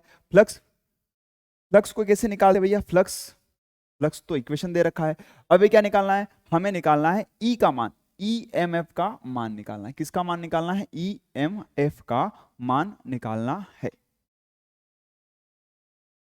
चलिए, तो सबसे पहले हम यहाँ पर फ्लक्स का वैल्यू लिख लेते हैं। फ्लक्स का वैल्यू क्या दिया हुआ है? फ्लक्स की इक्वेशन देखो क्या बेटा, t³ + 3t, t³ + 3t - 7, ये है हमारे पास फ्लक्स का मान। अब हम जानते हैं कि EMF, है ना, मैं डायरेक्ट EMF चलो लिख ही देता हूँ, EMF बराबर, तो EMF का फार्मूला भी आप जानते हैं, है ना, क्या होता है? -d∅/dt होता है, सभी लोग जानते हैं। तो क्या करना पड़ेगा? डिफ्रेंशिएशन करना पड़ेगा। देखो पूरी मैथमेटिक्स यहाँ पर यूज हो रही है। अब आपको समाकलन अवकलन आना चाहिए, नहीं तो भाई साहब गाड़ी यहीं रुक जाएगी। -d∅, तो इसका डिफ्रेंशिएशन कर लेते हैं, है ना। तो d/dt, तो फाई का पूरा मान कितना भाई? चिपका दो भैया, t³ 3 + 3t - 7। तो इसको सॉल्व करेंगे, कितना आएगा? -d/dt। अरे वापिस लिख दिया, इसका करना था ना, चलो तो पहले यहाँ पर अपन लिख लेते हैं भैया इसका सॉल्यूशन क्या आया है वो लिख लेते हैं। तो टी की घात 3 का करेंगे तो क्या होगा सर, घात आगे निकल जाएगी और टी का कितना हो जाएगा, स्क्वायर हो जाएगा। प्लस यहाँ पर केवल टी का 1 होता है तो इसका 3 हो जाएगा, इसका कितना हो जाएगा, इसका तो 0 ही हो जाएगा। बस इसको सोल्व करके लिख लेते हैं। तो माइनस माइनस से गुणा कर देंगे तो -3t² और -3। तो ये आपका ई का मान आया है। अब भाई साहब अपने को ग्राफ बताना है। क्या बताना है बेटा, ग्राफ। तो ग्राफ को कैसे बताते हैं, ध्यान दीजिए। इधर मैं ग्राफ की बात करूं तो इधर सवाल में बोला है एक्स अक्ष के सापेक्ष क्या है भाई, समय होगा। तो यह एक्स अक्ष है, इसके सापेक्ष क्या है, तो एक्स अक्ष के सापेक्ष समय को दर्शाना है, एक्स एक्सिस पर टाइम को दर्शाना है। तो इधर आपका समय आ जाएगा, समय मतलब टी। अच्छा, इधर की बात करें तो इधर क्या आएगा बेटा, तो इधर आपका ईएमएफ आ जाएगा, है ना, ईएमएफ आ जाएगा इधर। ठीक है, इसको वाई एक्सिस पे दर्शाना है। ठीक है, चलिए अब ध्यान दीजिए, ये होता है आपका मूल बिंदु। क्या होता है, मूल बिंदु। मूल बिंदु जो होता है वहां पर उसके जो निर्देशांक होते हैं वो क्या होते हैं, 0 0 होते हैं, सभी को पता है। ठीक है, अब यहां पर अगर मैं इसका इक्वेशन देखता हूं ईएमएफ का, है ना, प्रेरित विद्युत वाहक बल का, जो आपका समीकरण दिख रहा है वो ये दिख रहा है। और ऐसा समीकरण किसका होता है, तो ऐसा समीकरण होता है y बराबर परवलय का। परवलय का समीकरण क्या होता है, A x square plus B x. इस टाइप का जो समीकरण अगर आपको दिख रहा है तो वहां पर क्या बनेगा, परवलय बनेगा, है ना। क्या बनेगा बेटा, परवलय बनेगा। इस तरीके का समीकरण अगर आपको दिख रहा है तो ये परवलय को दर्शाता है। ठीक है, तो ये कुछ इसी तरीके का ग्राफ यहाँ पर बन रहा है। तो ये जो है वो किसको दर्शाता है, परवलय को। इसको दर्शाता है, परवलय को दर्शाता है। अब लेकिन यहां पर परवलय तो बन रहा है, लेकिन वो परवलय बनेगा कहां पर, ये हमें पता करना पड़ेगा। तो ये परवलय कहां पर बनेगा, इसके लिए हम क्या करते हैं कि ये जो समीकरण है, स्टार समीकरण, इसको मैं नाम दे रहा हूं, क्या नाम दे रहा हूं बताओ, स्टार समीकरण। तो इस स्टार समीकरण में हम क्या करेंगे, टी का मान 0 रखेंगे, है ना भाई। जो स्टार समीकरण है, इस स्टार समीकरण में टी का मान 0 रखने पर, तो 0 रखने पर ई का मान कितना आएगा वो चेक करेंगे। तो ई का मान चेक करते हैं। तो ई बराबर, जैसे ही मैंने यहां पर 0 रखा तो ये पूरी टर्म तो हो जाएगी 0, क्या बचेगा माइनस का 3। तो ई का मान कितना आ रहा है, -3 आ रहा है। ई का मान कितना आ रहा है, -3। कब, जब मैंने यहां पर टी का मान कितना रखा बेटा, टी का मान मैंने 0 रखा। तो ऐसी कंडीशन में ई का मान कितना आया, -3 आया है। इसका मतलब परवलय 100% मूल बिंदु पर नहीं बन रहा है, तो -3 पर बन रहा है, मतलब नीचे की तरफ बनेगा बेटा, -3। भैया ये वाई एक्सिस है, वाई का ऊपर पॉजिटिव एक्सिस, नीचे नेगेटिव एक्सिस। तो नेगेटिव एक्सिस में कितना, 3 पर जाकर, मतलब यहां से परवलय बनना शुरू होगा। तो परवलय बेटा यहां पर बनेगा, यानी कि ग्राफ बेटा वो यहां पर बनेगा। बोलो क्लियर है क्या, तो ग्राफ आपका परवलय यहां पर बनेगा। क्लियर है सभी को, हाँ जी। तो यहां पर हमें समझ में आया कि ग्राफ तो बनेगा, लेकिन ग्राफ में बनेगा क्या, परवलय बनेगा, जो कि मूल बिंदु से नहीं गुजरेगा। ठीक है, तो यहां पर अब हम ऑप्शन को चेक कर लेते हैं बेटा, कौन सा ऑप्शन आपका परफेक्ट बनेगा, परवलय जो मूल बिंदु से नहीं जाएगा। ठीक है, तो ऑप्शन नंबर डी आपका राइट आंसर बनेगा। बोलो क्लियर, समझ में आया, ठीक है, हाँ जी। तो अगर समझ में आ रहा है, सारी चीजें क्लियर चल रही है, तो सेशन को लाइक करते जाइए और शेयर भी करते रहिए साथ साथ में, ठीक है। और हाँ, सभी को अपने व्हाट्सएप स्टेटस पे इस वीडियो की लिंक को जरूर शेयर करना है बेटा, ठीक है। चलिए, तो नेक्स्ट क्वेश्चन की तरफ बढ़ते हैं। अगले क्वेश्चन को आप लोग देखिए, पढ़िए। अगला क्वेश्चन क्या है, हाँ जी, क्वेश्चन नंबर 11 क्या बोल रहा है, एक विद्युत द्विध्रुव को जिसके दो विपरीत आवेश 2 × 10⁻⁻⁶ प्रत्येक एक दूसरे से 3 सेंटीमीटर की दूरी पर एक दूसरे एक 2 × 10⁵ न्यूटन प्रति कूलम। अच्छा, ये किसका यूनिट है, विद्युत क्षेत्र का यूनिट है ना, मात्रक याद रखिएगा, न्यूटन प्रति कूलम के विद्युत क्षेत्र पर उच्चतम टॉर्क, टॉर्क का मतलब क्या होता है, घूर्णन बल ज्ञात करना है। क्या निकालना है, घूर्णन बल यहां पर आपको फाइंड करना है। ठीक है, बताओ टॉर्क निकालना भैया, टॉर्क।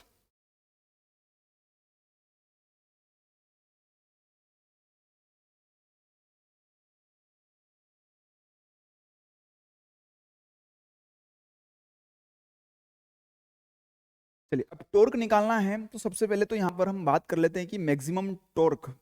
तो मैक्सिमम टॉर्क कब आता है उसकी कहानी थोड़ी सी हम समझ लेते हैं। तो अगर मान लेते हैं हम यहाँ पर कि यहाँ पर एक समान विद्युत क्षेत्र है। क्या है बेटा? एक समान विद्युत क्षेत्र है। ये मान लिया मैंने, एक समान विद्युत क्षेत्र। तो यहाँ पर मान लिया आपका डाइपोल मोमेंट है। ठीक है, ये आपका डाइपोल है। यहाँ पर डाइपोल का मतलब क्या होता है? जिस पर दो बिंदु आवेश एक दूसरे से बहुत ही छोटी दूरी पर, अल्प दूरी पर, बहुत ही पास पास, निकट, नजदीक, क्लोज्ड, उनके बीच की दूरी बहुत ही क्या हो? कम हो। तो ऐसे सिस्टम को, ऐसे निकाय को अपन क्या कहते हैं? द्विध्रुव कहते हैं। क्या कहते हैं बेटा? द्विध्रुव। तो ये है आपका मान लिया माइनस का क्यू चार्ज यहां पर है और प्लस का क्यू चार्ज यहां पर है। तो जब डाइपोल को हम इस तरीके से, जो आपका फील्ड लाइन है, विद्युत क्षेत्र की जो रेखाएं हैं, उनके जस्ट लंबवत अगर आपका डाइपोल रखा हुआ है, तभी आपका मैक्सिमम क्या आ सकता है? टॉर्क आ सकता है ना। बल आघूर्ण मैक्सिमम कब आ सकता है? तो मैक्सिमम बल आघूर्ण तभी आएगा जब डाइपोल कहां पर रखा हुआ हो? विद्युत क्षेत्र के लंबवत रखा हुआ। तो क्या है यहाँ पे विद्युत क्षेत्र के लंबवत रखा हुआ है क्या? हाँ सर।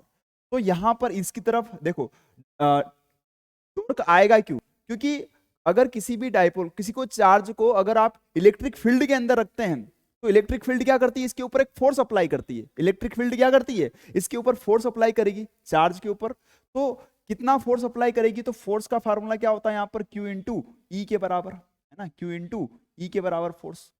हाँ जी, अब ये प्लस है तो प्लस का वैल्यू आएगा, और अपोजिट डायरेक्शन में यहाँ पर नेगेटिव चार्ज है ना, माइनस का चार्ज है, तो इधर भी फील्ड आएगी। कितनी? इधर भी फोर्स लगेगा एफ बराबर कितना? लेकिन माइनस क्यू इंटू ई के बराबर। हालांकि इनका अभी कोई काम नहीं है, लेकिन फिर भी मैंने आपको बेसिक कंसेप्ट यहाँ पर समझाया। अब देखते हैं कि यहाँ पर हमें ये पता चल गया है कि भाई जो आपका फील्ड का जो मान है ना, फील्ड और जो डाइपोल के बीच का जो एंगल है वो कितना है भैया? यहाँ पे 90 डिग्री होना चाहिए।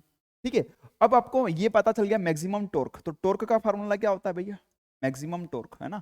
तो टॉर्क का फार्मूला क्या होता है ना। तो टॉर्क के फार्मूले के लिए आपको सबसे पहले आवश्यकता पड़ेगी यहां पर बल आघूर्ण। आघूर्ण, हाँ, बल आघूर्ण ही निकाल रहे अपन। पी की वैल्यू निकालनी पड़ेगी। पी को क्या बोलते हैं? द्विध्रुव आघूर्ण का मान, है ना। तो द्विध्रुव आघूर्ण का मान क्या होता है? क्यू इंटू लंबाई एल, है ना, क्यू इंटू लेंथ। ठीक है, इसकी आवश्यकता पड़ेगी। तो चाहो तो आप पहले पी इंटू ये निकाल लो, ये सब साथ में लिखते थे। एक काम करते अपन तो सारा का सारा वैल्यू एक साथ निकाल लेते, बार बार कैलकुलेशन कौन करेगा। हटाओ इसको भी, एक साथ अपन इसको देख लेते हैं। ठीक है, तो टॉर्क का जो फार्मूला है वो बेसिकली क्या होता है? तो पी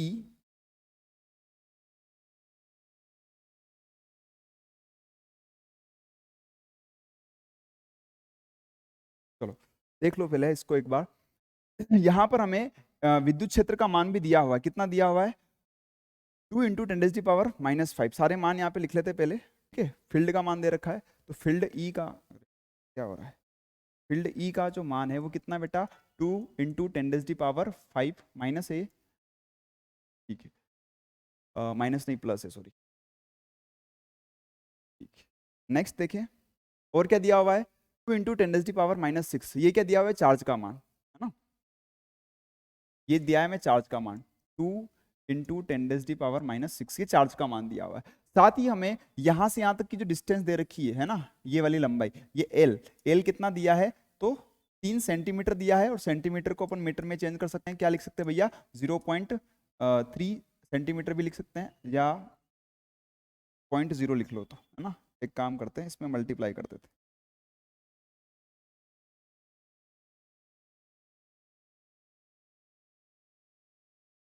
3 इंटू 10⁻⁻² से मल्टीप्लाई कर देते, सबसे बढ़िया काम। ठीक है, पॉइंट पॉइंट का चक्कर मैंने यहाँ पे खत्म कर दिया। चलिए, तो यहां से अगर मैं फार्मूला लगाता हूं, तो फार्मूला क्या होता है भाई? मैक्सिमम टॉर्क का, है ना। तो मैक्सिमम टॉर्क के फार्मूले की बात कर ले तो क्या होता है? तो P cross E, P cross E, है ना। तो P क्रॉस E, या फिर अगर हम वेक्टर फॉर्म में लिखे तो इसको ऐसे लिख सकते हैं। और अगर यहाँ पर वेक्टर साइन हटाते हैं, तो वेक्टर साइन हटाने पर क्या आएगा? Maximum torque is equal to, maximum torque is equal to क्या आ जाएगा बेटा? मैक्सिमम टॉर्क आ जाएगा यहाँ पर P E into sine theta. ठीक है, अब साइन थीटा कितना है बेटा? यहाँ पर ध्यान दीजिए, साइन थीटा कितना है सर? थीटा कितना बन रहा है सर यहाँ पर? 90 डिग्री। कितना बन रहा है भैया? जो डाइपोल है और जो आपका जो डाइपोल है और जो आपका फील्ड है, विद्युत क्षेत्र, इसके बीच में एंगल कितना बन रहा है सर? यहाँ पर साइन थीटा जो बन रहा है वो बन रहा है 90 डिग्री, और साइन 90 डिग्री वैल्यू कितनी होती है भाई? 1 होती है। तो मैक्सिमम टॉर्क का जो फार्मूला है भाई ये भी है और ये भी है, दोनों ही फार्मूले हैं। तो यहाँ पर इस फार्मूले का इस्तेमाल करेंगे तो मैक्सिमम टॉर्क कितना आ जाएगा? अगर साइन थीटा की जगह 90 डिग्री रखूंगा तो इसका मान कितना आएगा सर? 1 आएगा। तो 1 मान रखने पर कोई फर्क ही नहीं पड़ेगा, ठीक है।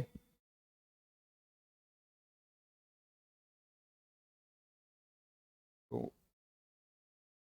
हाँ जी, ध्यान दीजिए। तो यहाँ पर मैक्सिमम टॉर्क कितना आया बेटा? मैक्सिमम टॉर्क आया हमारे पास P इंटू ई के बराबर। हाँ जी, मैक्सिमम टॉर्क इसकी वैल्यू निकालते हैं। भाई हमारे पास P का मान है क्या? हाँ सर, P का मान कितना दिया है सर? P का मान निकालना पड़ेगा, है ना। E का मान दिया हुआ है तो बस P की जगह P का मान रख देंगे। P का फार्मूला क्या होता है भाई? चलो P की वैल्यू भी लिख देता हूँ ताकि आप कंफ्यूज ना हो। यहाँ पर P की वैल्यू लिखते हैं भाई, P का फार्मूला होता है Q इंटू एल। तो यहाँ पर Q का भी मान रखना पड़ेगा और L का भी मान रखना पड़ेगा, ठीक है। तो P की जगह Q इंटू एल रख देते हैं और इंटू में E कर देते हैं। भैया Q की जगह Q का मान रखो भाई, क्या है भाई Q का मान? तो 2 इंटू 10 की घात कितनी है? -6 और इंटू एल का मान कितना है सर? लंबाई कितनी दे रखी है? 3 गुणा 10 की घात -2 यहाँ पर है, ठीक है सर। इसके बाद अगर हम ई की बात करें तो ई का मान भी कितना है सर?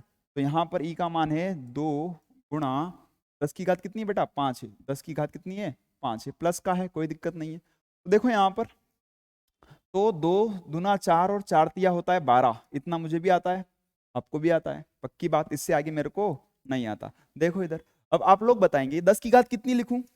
अब देखो जो प्लस की घात है उसको आगे लिख लो। 10 की घात कितनी है भाई? 5 है। फिर 10 की घात कितनी है यहाँ पे? -6 है। फिर 10 की घात कितनी है यहाँ पे? -2 है। तो सबको एक साथ लिख लेंगे, है ना। हाँ जी, धनात्मक घातें जुड़ेगी और ऋणात्मक घातें घट जाएगी, बस।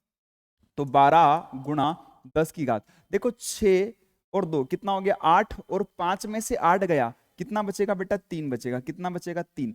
तो ये यहां पर मैक्सिमम टॉर्क आ रहा होगा बेटा। कितना आ रहा है मैक्सिमम टॉर्क? ध्यान से देखो, 12 इंटू 10⁻³ ये आपका यहां पर मैक्सिमम टॉर्क आएगा, मैक्सिमम बल आघूर्ण का मान आएगा। क्लियर है क्या बात यहां तक? चलिए, अगर क्लियर है तो स्वैग बना दीजिए। हाँ जी, कमेंट में स्वेग बना दो भाई जल्दी से। ओके, तो नेक्स्ट क्वेश्चन पे चलते हैं भाई। नेक्स्ट क्वेश्चन है आपका क्वेश्चन नंबर 12। चलिए अगले क्वेश्चन की बात करते हैं। अगले क्वेश्चन में क्या पूछा है भाई? इस क्वेश्चन का जवाब तो आप दो यार, इस सवाल का जवाब मैं नहीं दे रहा भाई। बहुत ही आसान सवाल है, ठीक है। इतना आसान है ना, बहुत आसान, महा आसान। देखो क्या है भाई सवाल में, वांडर वाल समीकरण में क्या पूछ लिया भैया? ए और बी क्या बताते हैं? भाई ये भी कोई सवाल है पूछने का? इतना आसान भी पूछा है और इतना टफ भी पूछा है। टफ कुछ नहीं होता है, बता दिया मैंने, कल डेफिनेशन बताई थी टफ की डेफिनेशन क्या है, देखना कल वाली क्लास। अच्छा, दोनों, पहला ऑप्शन दिया है दोनों, मतलब कौन दोनों? ए और बी, अणुओं के बीच चिपकने वाला बल। चिपकने वाला नहीं होगा, है ना। हाँ जी, जैसा पेपर का लिखा हुआ था वैसा वैसा प्रिंट यहाँ पर किया है, इस वजह से यहाँ पर देखो पेपर में प्रिंटिंग मिस्टेक भी बहुत सारी है, ठीक है। तो यहाँ पर ध्यान दीजिए, इंग्लिश में पढ़ते हैं both A and B represent adhesive force between molecular.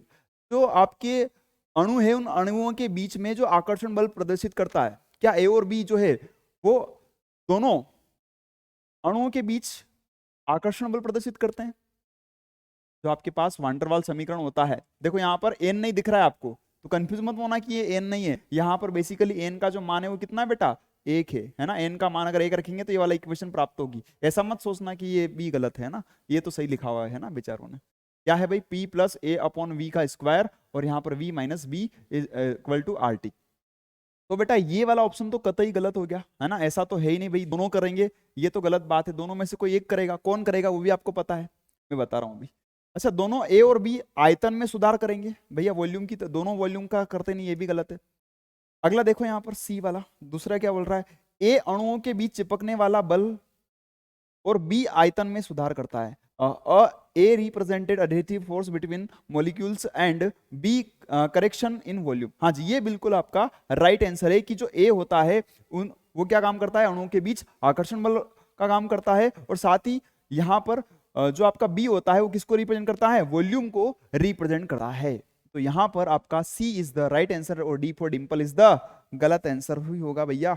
ये क्या बोल रहा है, अच्छा ये जस्ट उसका उल्टा बोल रहा है, ए आयतन में और बी जो है वो आकर्षण बल को दर्शाता है, तो डी वाला भी आपका गलत हो जाएगा, केवल और केवल राइट आंसर बनेगा आपका सी फॉर चमेली। ठीक है, बोलो क्लियर है क्या? हाँ सर क्लियर है। ओके, नेक्स्ट क्वेश्चन पर मूव करते हैं। तो अगला क्वेश्चन ये रहा आपकी स्क्रीन पर। ज्यादा पेज छोड़ दिए थे क्या? 12। ये रहा आपका नेक्स्ट क्वेश्चन, क्वेश्चन नंबर 13। चलिए भाई, आवाज आवाज क्लियर है भाई, कोई दिक्कत?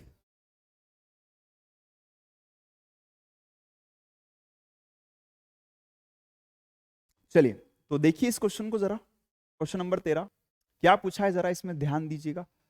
एक पूर्ण चालक के एकदम बाहर की तरफ विद्युत क्षेत्र की तीव्रता होगी। अरे वाह, कितना आसान क्वेश्चन पूछा है यार।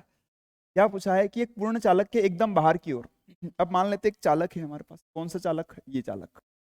ठीक है, इस चालक के चारों ओर प्लस चार्ज डिस्ट्रीब्यूट कर दिया हमने, मान लिया। तो यहाँ पर जो फील्ड है, विद्युत क्षेत्र का जो मान आएगा वो कहाँ पर आएगा, तो प्लस चार्ज है, तो प्लस चार्ज की वजह से जो फील्ड का जो मान आएगा वो इस चालक, मान लिया कोई चालक है तो इस चालक की क्या होगा, इधर आएगा विद्युत क्षेत्र, यहाँ पर इसकी वजह से इधर विद्युत क्षेत्र आएगा, इधर विद्युत क्षेत्र आएगा, इधर विद्युत क्षेत्र का मान आएगा, इधर विद्युत क्षेत्र का मान आएगा, इधर विद्युत क्षेत्र की दिशा होगी, इधर विद्युत क्षेत्र की दिशा होगी, इधर विद्युत क्षेत्र की दिशा होगी। तो विद्युत क्षेत्र जो है वो हमेशा जो भी यहाँ पर चालक तार है उसके क्या आएगा भाई, लंबवत आएगा। क्या आएगा, लंबवत आएगा। मान लिया इस तरीके की हमारी बॉडी है, ठीक है, तो यहाँ से जो आपका चालक तार है वो जो आपका चालक है उस चालक के लंबवत हमेशा फील्ड का मान आता है ना। ये जो फील्ड आ रही है वो हमेशा क्या आ रही है, परपेंडिकुलर आ रही है ना, तो सतह से लंबवत होगी। तो ऑप्शन कौन सा सही है भाई, सतह के लंबवत। Option number D for Dimple is the right answer, D is the right answer. बोलो क्लियर है यहां तक? चलिए क्लियर होगा। नेक्स्ट क्वेश्चन पे मूव करते हैं। अगला क्वेश्चन, अगला सवाल। Two coils A and B have, दो कॉइल है यहाँ पर, कॉइल का मतलब जानते हैं कुंडलियां, दो कुंडलियां कौन कौन सी, ए और B, A for apple B for Bablu. तो दो यहाँ पर हमारे पास कुंडलियां है ए और बी में परस्पर परस्पर प्रेरकत्व है ना, अन्योन, यहाँ पर ध्यान दीजिएगा, या परस्पर प्रेरकत्व की बात हो रही है, यानी कि यहाँ पर एम का मान दिया हुआ है। एम का मान कितना दिया हुआ है, 2 × 10⁻² हेनरी है ना। प्रेरकत्व का जो मात्रक होता है वो हेनरी होता है बेटा, ध्यान रखना, ये भी एग्जाम में पूछा जा सकता है, या यूनिट भी पूछा जा सकता है, इसका डायमेंशन भी पूछा जा सकता है एग्जाम में, तो याद रखिएगा। यदि प्राथमिक और प्राथमिक कुंडली में जो धारा का जो मान दे रखा है वो I = 5 sin 10 पाई है ना, ये यहाँ पर पाई है भैया, ठीक है, यहाँ पर पाई है, तो 10 पाई टी है। तो कुंडली बी में है ना, इसमें कुंडली बी में प्रेरित ईएमएफ यानी कि विद्युत वाहक बल का अधिकतम मान, तो ईएमएफ का मैक्सिमम मान यहां पर आपको बताना है। तो इनमें से कौन सा आपका उत्तर बनेगा, ये आप लोगों को यहां पर बताना है। चलिए तो इस क्वेश्चन को अपन करते हैं भैया। ये क्वेश्चन कैसे होगा, सबसे पहले तो यहां पर हम ये देख लेते हैं हमें मान का क्या पता है। तो देखो यहां पर दो कुंडली की बात हो रही, तो हम कुंडली बना लेते पहले।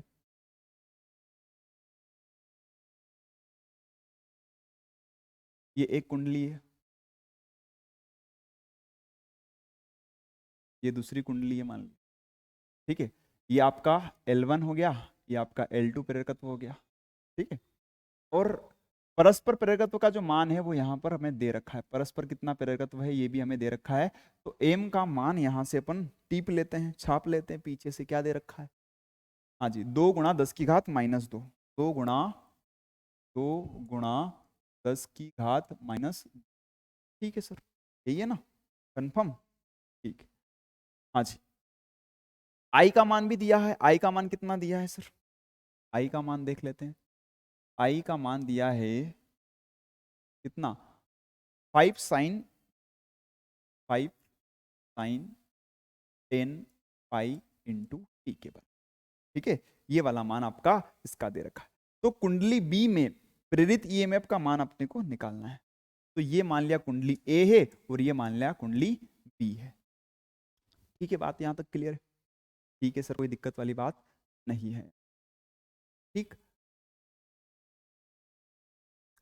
चलिए, तो यहाँ पर अगर हमें ईएमएफ का मान निकालना है तो ईएमएफ का जो फार्मूला होता है ना, यहाँ पर फार्मूला क्या होगा, minus M into D I by D, ये आपका फार्मूला, इसका ईएमएफ का फार्मूला।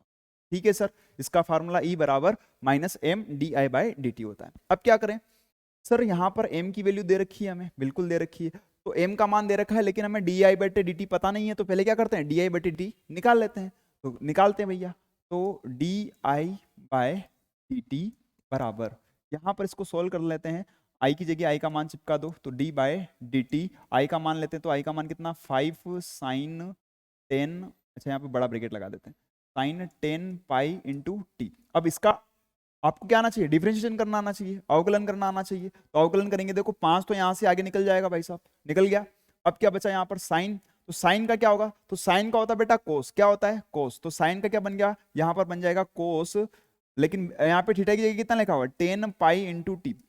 अब ध्यान रखना कि अगर यहाँ पर थीटा, केवल थीटा होता तो डायरेक्ट यहाँ पे थीटा लिख सकते थे, लेकिन अगर थीटा की जगह कुछ और लिखा हुआ है, अगर थीटा की जगह यहाँ पे कुछ और लिखा हुआ है तो उसका भी अवकलन करना पड़ेगा। तो यहाँ पर पुनः अगर हम d बाय डी टी करेंगे, किसका, जो भी थीटा की जगह लिखा हुआ है, क्योंकि यहाँ पे थीटा तो है नहीं, कुछ और लिखा हुआ है, तो यहाँ पर 10 पाई इंटू टी का वापिस से क्या करना पड़ेगा, अवकलन करना पड़ेगा। ये मैंने अवकलन में आपको चेन रूल में बताया होगा, या चेन रूल से पहले मैंने आपको पढ़ाया होगा, तो देखना उस क्लास में जिनको नहीं समझ में आ रहा है, क्योंकि यहाँ से डिफरेंशिएशन का बेसिक कंसेप्ट भी लग रहा है। ठीक है, तो यहाँ पर ध्यान दीजिए, तो 5 कोस, ये कितना आया 10 पाई इंटू टी, और यहां से 10 पाई इंटू टी का देखो कितना हो जाएगा, टी का 1 हो जाएगा और 10 पाई आगे निकल जाएगा, तो यहाँ पर 10 पाई का टी का 1 हो गया, 10 पाई यहाँ पे बचा, इसको सोल्व कर लेंगे, कितना आएगा भाई, ये हो जाएगा भाई 50 पाई कोस 10 पाई इंटू टी हो गया। इतनी बात समझ में आ गई। तो हमारे पास ये काई का मान आ गया, ये हमारे पास आई, यहाँ पे D I by D T का मान आ गया, D I by D T का मान आ गया। लेकिन हमें क्या पूछा है, हमें मैक्सिमम ई का मान निकालना है, हमें काय का मान निकालना है, ई का मैक्सिमम मान निकालना है। तो ई का मैक्सिमम मान अगले पेज पे निकालते हैं। ठीक है, तो ई का फार्मूला क्या था सर, तो ई का फार्मूला था sir minus M D I by D T. अब हमें अगर इसके मैक्सिमम मान की बात करेंगे, है ना, तो मैक्सिमम के लिए क्या करना पड़ेगा, तो इसका अपन यहाँ पर क्या ले लेते हैं भाई, ये माइनस में आ रहा है, अपने को मैग्नीट्यूड चाहिए, तो इसका ई का मैक्सिमम मान निकालना है, तो काम करते हैं अपन इसका मैग्नीट्यूड ले लेते हैं, है ना। मैग्नीट्यूड अगर हम लेते हैं तो यहाँ से माइनस चिन्ह हट जाएगा, है ना, तो इसका मैग्नीट्यूड ले लेते हैं अपन। ठीक है, तो ये ई का मैग्नीट्यूड बराबर, यहाँ पर माइनस चिन्ह हट जाएगा तो केवल एम बचेगा, यहाँ पर डी आई बाय डी।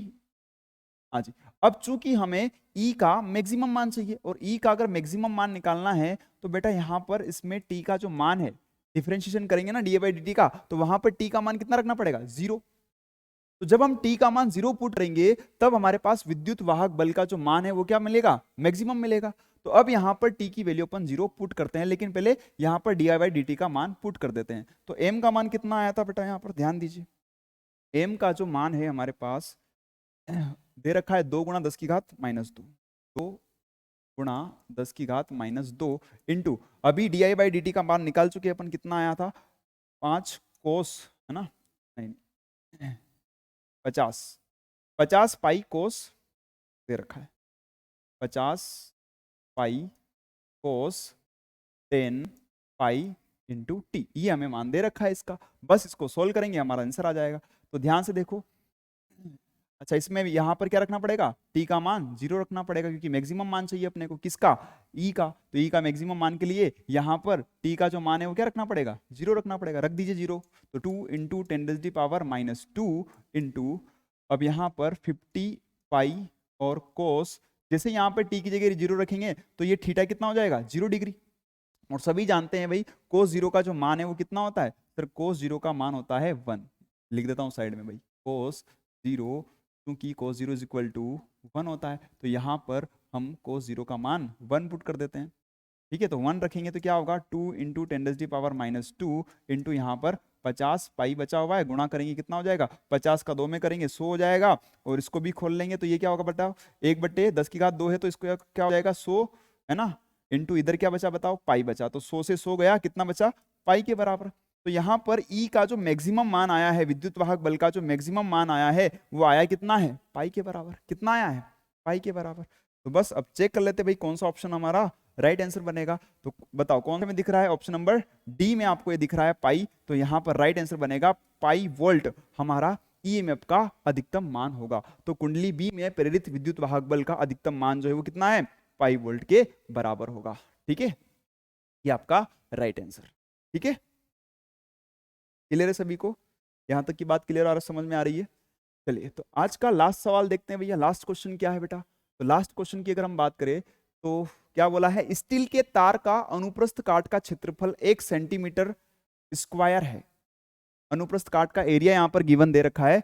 तो इसकी लंबाई को दोगुना करने के लिए कितने बल की आवश्यकता होगी, ये आपसे पूछा है। एक स्टील का वायर है हमारे पास, उसके अनुप्रस्थ काट का एरिया दे रखा है 1 सेंटीमीटर। इसकी लंबाई को कितना करना बेटा, 2 गुना करना है। तो 2 गुना करने पर कितने बल की आवश्यकता होगी। और इस्पात का यंग मापांक जो है वो दे रखा है आपको 23 गुणा 10 की घात 10 डायन प्रति सेंटीमीटर में। देखिए भाई, हम पहले यहां पर देखते हैं भैया वायर। तो ये हमने यहाँ पे बना दिया वायर, क्या बनाया, ये वायर बना। ठीक है, इस वायर की लंबाई कितनी है, प्रारंभ में हमने कहा कि एल लंबाई का वायर है हमारे पास। ठीक है, हाँ जी। तो प्रारंभिक लंबाई को हम क्या बोल देते हैं, L1। तो L1 कितना दे रखा, मान लिया L दे रखा है। अब इसको बढ़ाकर खींच करके, है ना, तो खींचना तो पड़ेगा ना, नीचे खींचते हैं, है ना, नीचे खींचा, मान लिया F4 से अपन खींच रहे हैं। तो खींचने पर कितना करना है, इसकी लंबाई को 2 गुना करना है। तो 2 गुना करने के लिए हमें इसकी लंबाई में कितना परिवर्तन करना पड़ेगा। तो डेल्टा एल की अगर मैं बात करूं, डेल्टा एल का मतलब क्या है, लंबाई में परिवर्तन। तो लंबाई में परिवर्तन कितना करना पड़ेगा, एल के बराबर। भैया एल और लंबाई बढ़ेगी तभी तो 2 गुना होगा ना। तो यहां पर डेल्टा एल का मतलब लंबाई में परिवर्तन कितना करना पड़ेगा, एल के बराबर करना पड़ेगा। हाँ जी, अगर मैं यहां पर इसका क्रॉस सेक्शन का जो एरिया है उसको मैं क्या लिख देता हूं, ए लिख देता हूं। तो प्रश्न के अनुसार, तब प्रश्न के अनुसार हमें क्या क्या दे रखा है, तो हमें यंग प्रत्यास्थता गुणांक का मान दिया हुआ है और एरिया दे रखा है। एरिया दे रखा है सवाल में, कितना दे रखा है बताओ, 1 घन वर्ग सेंटीमीटर, सेंटीमीटर स्क्वायर दिया हुआ है। ठीक, एक मान दे रखा है एरिया का। ठीक है, तो यहां से अगर हमें सवाल में पूछा क्या है, आवश्यक बल, कितने बल की आवश्यकता होगी, स्ट्रेच करने के लिए फोर्स की कितनी आवश्यकता होगी, ये आपसे पूछा है। अब देखो सवाल में, अब यहां पर हम यंग प्रत्यास्थता गुणांक का फार्मूला जानते हैं भाई। यंग प्रत्यास्थता गुणांक क्या होता है, प्रतिबल बटे विकृति। क्या होता है, प्रतिबल बटे विकृति। लेकिन प्रतिबल का फार्मूला भी क्या होता है भैया, प्रतिबल का फार्मूला होता है भैया फोर्स अपॉन एरिया, और विकृति का फार्मूला क्या होता है, डेल्टा एल अपॉन एल। ठीक है, तो ध्यान दीजिए, ये आपका क्या है भैया, डेल्टा एल मतलब लंबाई में परिवर्तन, और ये क्या है आपका एल है। तो ध्यान दीजिए, प्रतिबल का मान भैया ऊपर है फोर्स, नीचे है एरिया। अगर मैं इसको फार्मूले को सही तरीके से लिखूं तो ये आपका ऐसा बन जाएगा, ऊपर कैपिटल एल चल जाएगा, नीचे डेल्टा एल आ जाएगा। ठीक है, तो यहाँ पे देखिए फोर्स कितना दिया है भाई, फोर्स तो निकालना है। ठीक है, यंग प्रत्यास्थता गुणांक दे रखा है क्या सवाल में, हाँ सर दे रखा है। कितना दिया है, यंग प्रत्यास्थता 23 गुणा 10 की घात 10, 23 गुणा 10 की घात 10 दिया हुआ है। तो यहाँ पर यंग प्रत्यास्थता गुणांक का मान कितना आ जाएगा, 23 गुणा 10 की घात 10, है ना, ये दे रखा है। एफ का मान निकालना है, एरिया कितना दिया हुआ, 1 दिया हुआ है ना, ये उलट गुणित करके मैंने डायरेक्ट लिख दिया। आप इसका एल का मान कितना है, एल कितना भैया, L1 है ना, तो यहाँ पर मैं L1 लिख देता हूँ, थोड़ा सा आपको क्लियरली रहेगा। ठीक है, इसको हटा के L1 ही लिख देता हूँ। ठीक है, यहाँ पर एल, यहाँ पर डेल्टा है। तो एल का जो मान है, L1 का जो मान है वो आपके पास एल है, और डेल्टा एल का मान भी क्या है एल, तो एल से एल कट जाएगा। ओहो, ये तो बहुत ही आसान सवाल था भैया। फोर्स का मान कितना आ गया भाई, 23 इंटू 10⁻10। तो यहाँ पर कितने बल की आवश्यकता होगी, अरे कितने बल की आवश्यकता होगी, 23 गुणा 10 की घात 10, जो यंग मापांक का मान था वही आपका यहाँ पर आंसर निकल के आया। तो राइट आंसर क्या बनेगा बेटो, राइट आंसर आपका बनेगा कौन सा ऑप्शन, 23 गुणा 10 की घात 10। तो option number A is the right answer, 23 गुणा 10 की घात 10, ये आपका सही उत्तर बनेगा। चलिए, तो हमने आज की इस क्लास में क्या देखा, तो आज की इस क्लास में हमने 1 से लगाकर, है ना, पार्ट ए, जो पार्ट आपका ए है, इसमें 1 से लगाकर 15 तक के सारे क्वेश्चन जो है वो कंप्लीट कर लिए है, डन कर लिए है कंप्लीटली। ठीक है, तो अब नेक्स्ट क्लास में अपन क्या करेंगे, पार्ट बी, यानी कि बाकी बचे हुए जो 15 क्वेश्चन है उनको अपन अगली क्लास में पढ़ेंगे। और ये क्लास कब होगी आपकी? नेक्स्ट क्लास होगी आपकी 22/11/23 को, यानी कि अगले बुधवार को ये नेक्स्ट क्लास आपकी होने वाली है। ठीक है, तो सभी इसका स्क्रीनशॉट ले लीजिएगा, है ना, और सभी अपने व्हाट्सएप ग्रुप में शेयर कर दीजिए, है ना, एक स्क्रीनशॉट ले लीजिए। Very good. चलिए, तो अब चलते हैं आगे, और सभी का बहुत बहुत धन्यवाद, शुक्रिया। चलिए, तो जिन भी साथी ने अभी तक भी एप्लीकेशन को डाउनलोड नहीं किया है, सबसे पहले एप्लीकेशन को डाउनलोड कर लीजिए। और व्हाट्सएप ग्रुप से जुड़ने के लिए आपको पता ही है कौन से नंबर पर आपको कांटेक्ट करना है। यहाँ पर आपको एक नंबर चल रहा है स्क्रीन पर, इस पर आप संपर्क कर सकते हैं। चलिए, तो साथ ही बता देता हूँ भाई, दिवाली का भी ऑफर चल रहा है, जिसमें कि 20 तारीख तक ये ऑफर रहेगा। और इसमें आपका जो पूरा कोर्स है PNST का, वो मात्र आपको 999 रुपये में उपलब्ध है ना। हाँ जी, तो जल्दी कीजिए, समय कम है, 20 तारीख तक ही ये ऑफर रहेगा, उसके बाद खत्म हो जाएगा। ठीक है, चलिए, तो आज की क्लास को यहीं तक रखते हैं, मुलाकात करेंगे अगली क्लास में। सभी का बहुत बहुत धन्यवाद।